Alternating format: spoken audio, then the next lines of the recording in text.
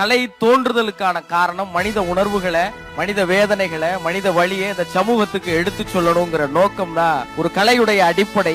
fashion வாக்குல மனித தேவைகளை, மனித இழிவுகளை, மனித அவசியங்களை எடுத்து சொல்லணும்னு